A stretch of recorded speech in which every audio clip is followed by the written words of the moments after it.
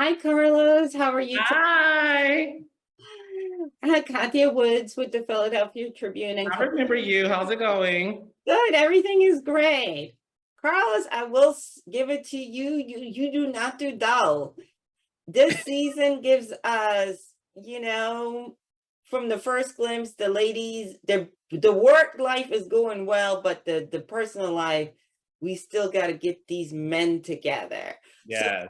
what is it that you wanted? It seems like you wanted us to see more of the ladies' personal side. Was that the goal this season? 100%. So when you think about the success of Love and Marriage Huntsville and Love and Marriage DC, I have learned that people really care about the relationships with the female entrepreneur, the female boss, and their significant other. Because you can be powerful and successful and all those things, but sis, what's going on inside the household? What makes us relate to you on a different scale? So this season of Belle Collective, we are way more focused on the personal relationships that these women are having in their marriages, in their relationships, and of course with each other. And when I say to you, this season is tens across the board. Absolutely. And you know what? The other thing I like is that you're giving a new insight to life in the South because there is this perception that, especially a state like Mississippi, that it is backwards, that it is Hicksville, that it is uneducated, why is that important for you to show that there is, opportunities and educated and glam and all the other stuff in states like Mississippi? Because when I worked on the Real Housewives of Atlanta in 2008, it was an opportunity to show the Black wealth of Atlanta. And we did such a good job messaging that to the audience.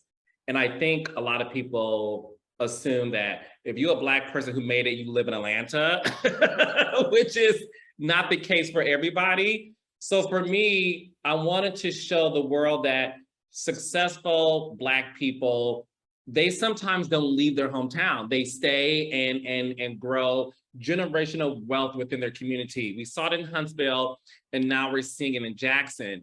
And I wanted to eradicate this messaging that people in the South are slow, they ain't smart, they have a broken English, and they just don't understand business. So when you think about Belle Collective this season, we have 6 women.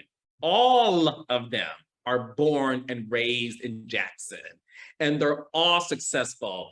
More than half are multimillionaires. And if that is not inspiring to a little Black girl or Black teenager who's watching the show, then I don't know what else to do, because for me, it's about showing that you too can make it within the confinements of your community. And I want people to really lead with that. I think the other thing, I'm glad you said that. I think, but we also shouldn't be ashamed of how people from the South speak, I think For Katori sure. said it best. It's not improper English, it's just for that region. Just like how people in New York have their vernacular, it doesn't mean you're uneducated. It's just particular to the region. I think Katori, said it best. She goes, I'm from the South. I'm proud to be from the South. This is part of our culture. Why do you think we carry that, this thing like, oh, don't say, go into the store and pop, oh, I'm fixing to do. That's not, Right. that's just part of the culture, right? Yeah, I think a lot of times what happens is, and let's be very, very honest about it. Listen, a lot of us were raised by our grandmothers or parents who were brought up in a very different time where they felt that to be a Black person, to make it, you have to speak a certain way, that you should be, and to me, it wasn't on purpose, but you got this feeling that you should be ashamed of where you came from. And I'm working hard so that you can have a better life.